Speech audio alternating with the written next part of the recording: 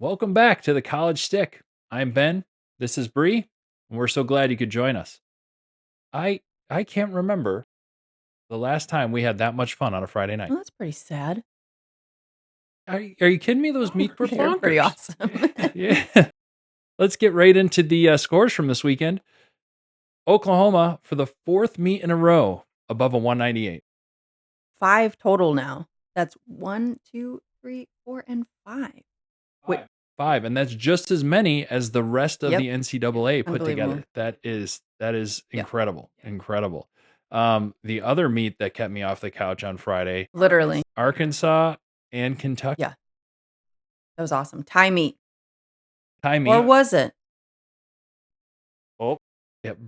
Bree ran the numbers on I this one. did. I tallied up the dropped scores just like they did at the Sprouts quad with Oklahoma at the beginning of the season, and Kentucky won that one because their scores were higher that they had to drop.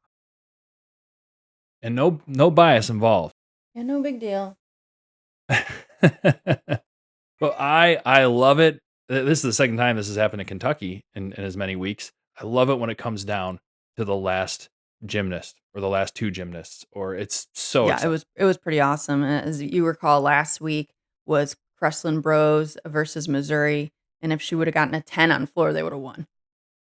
So that's pretty awesome. She got 995. But we love watching Kentucky. We're a little sad that they're ranked so low this year. They're working their way back little by little, but hopefully next year we'll have a better team built. Yeah, let's hope so. And there were a couple more tens under the tree this Oh, week. that's cute. Yes, there were. Kaylin Chio gets 2 in 1 meet, which is just incredible. Vault and beam. And she's just a bar routine away from a gym slam. So we're just holding out for that because her bar routine have been pretty awesome. So surprised she hasn't got one yet. And then there was Morgan Price on the vault. Uh, Arkansas history right there. The first 10. I can't believe that. That's crazy to me. Yeah, first program 10 for Arkansas. Really?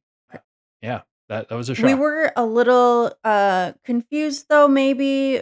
We're not sure how it works with the deductions, on arms when you land, but it was a bit like a Heisman, you know?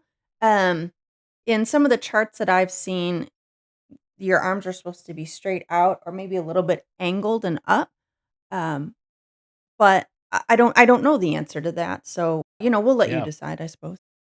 Yeah, absolutely. You make the call. So other notables were Holly Snyder, from Georgia. She was gone for like a month and then comes back and slays. She gets a 9.9 on bars and a 9.85 on beam.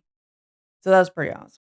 Yeah, And then, of incredible. course, I have to holla to Maggie Slife on, on the Air Force because, we're Air Force people. So she wins the all around at the Mizzou quad. So hats off to you, Maggie. Yeah, that was pretty awesome. And speaking of all arounders, Yeah, let's get into the all around winners. And you can see a lot of the usual suspects there, as I say. Morgan Price won for Arkansas there. But you can see the little asterisks because she ended up sharing that all around title with Delaney. Delaney Rodriguez. So we just thought we'd throw that out there. And then Anna Roberts for Stanford. She is, So consistent. So yeah, consistent. yes, that's a really good Yes. word. Yep. So now, do we have any bitches, gripes, and or complaints from the Ooh, this is my weekend? favorite part. You know we It is. do. Let's talk about poor Selena. Let's Ah, talk about I Selena. know. So we're watching the vault. Danny Ferris goes and she gets a 9.9 with a hop. Which I thought was deserved. I thought the 9-9 was a good score. Right. But then Selena goes and sticks it and gets a 9.9. I don't get it. Yeah. That one was a little off to me. Yeah, way off. And then on bars, Selena gets a 9.9. But I didn't see a tenth to be taken off. Show me the deductions. Show us the score sheets. Mhm. Oh, and then the last one I'll mention is Lily Smith on bars because this guy over here is a Lily Smith fan, and he was really upset when she only got a 9.85. Well, she stuck the landing, and I remember I clearly said, "There's no way that that's going to be any lower than a 9.9." And boy, I just ate my Yeah, words. well, The judges surprised us yet exactly. again. Well, and I heard something about a bent arm maybe somewhere, but that's not fair because Lily Smith is like super flexy. We affectionately call her Gumby because she just like hyperextends her body and points her pinky toe. So we just love her. So I'd like to do yoga with her. I mean, she'd make me look ridiculous, but I'd love to see that. All right. Well, moving on to this week's topic that I mentioned last week. yeah, last week you said something about a term, I believe it was toxic positivity. Yes. So we've noticed the last few years that the rhetoric surrounding gymnastics specifically has changed. Um, I'll give you some examples. What is a controlled step? Ugh. A controlled hop? I don't understand. Like, you don't want to step or hop, right? Right, yeah, the athlete wants to stick their landing, so why is it a controlled step? They didn't control themselves to do that. I relate it to, like, baseball. Does an athlete make a controlled strikeout? It's just No. a strikeout. A It's just a step is strikeout. just a step. Now there's The small, medium, and large, Absolutely, yeah. right? There's Mhm, mhm. the judges will take deductions for small hops, large steps, etc. But they're not the tiniest little step. They're not the tiniest little shuffle. It's not a Yeah, good hop. What's a good hop? I don't know, but the only controlled steps that the athlete is taking is when they're walking back to their team after their Exactly. routine. Those are Those are the controlled ones they want to steps. take. I really wish we can get that out of the And jargon. how about this one? I wrote this one down. Let's see. An impressive mistake, a polished mistake, or somebody falls off the beam or flies off the floor and they say, "They should be extremely proud of that routine." Are you freaking kidding me? It's just It's coddling, it's super coddling, and coddling. and I know that we don't take stick seriously in elite anymore, which we should because if you don't stick it, you didn't finish the skill. But I won't get into that right now. Oh boy. Oh, I won't even give you the theories of why I think all this rhetoric has changed or why we don't feel like sticking things anymore because that would make you not watch us. But um, basically, this toxic positivity is it's like that friend that you know or that person at work, and they're just like, "Oh, hi, how are you?" And you're like, "Oh my God, you're annoying the hell out of me." It's fake. It's fakeness. Yeah. Yeah, and we're don't get us wrong. We love Oh, the positivity in gymnastics. I mean, anytime, after a meet, you see opposing gymnasts that are mingling and hugging talking. each Um, other. Yeah. yeah, you see a gymnast at an away meet who falls off the beam, but she gets right back up, keeps going, and the home crowd cheers for her. Like that kind of stuff is Yeah. It awesome. I brings me to mean, tears. All like, I love it. I yeah. love it. But we need just a little bit more integrity in the commentation because it gets very confusing when you're talking about impressive mistakes and controlled steps and this. That's why we gave a shout out to John Roethlisberger last week was because he's one of the commentators that'll tell you, oh man, they're probably going to want to drop that score, or oh boy, she just stepped out of bounds. That's going to be at least a tenth. Like he just keeps it real. He just tells us what is going on Mhm. and doesn't And, sugarcoat and, it. and how confusing would it be if you were new to the sport and you're like, "Oh, a controlled step? They must have wanted to do that." Right. No, it's a tenth off. God. Anyway, now over to you with this week's segment of Ben's Corner. Ben's Corner this week. This week we're going to do the Leo of the week. And once in a while, I'll let Bree over into Ben's Corner.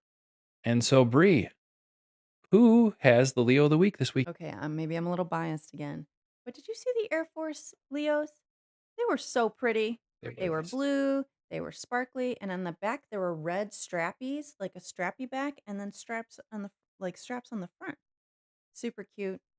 Not biased. No, no, never. And I did pick a runner up though, because this is my segment. Auburn, Auburn, love. Auburn Uh, Leos are great. Auburn Leos 9.5 times out of 10 are the best. Like, I would just be a gymnast on Auburn just to wear their Leos because 'cause they're Just for the so Leos. cute. They're so beautiful. But this week, too much orange for me.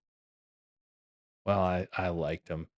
Let's go ahead and take a look at the rankings for week 8. Not a lot of movement, which is to be expected as we get into the later parts of the season here, and everything's based off of NQS, like we were talking about. The only big or minor changes was Missouri and Arkansas. They keep doing leapfrog here every week on the number 7, number 8 position there. So that's pretty much all we had changed there. For the gymnasts, we have Kaylin Chio, both vault and beam now. No surprise there with the 10s that she got. And then for the team events, no changes there for our team events.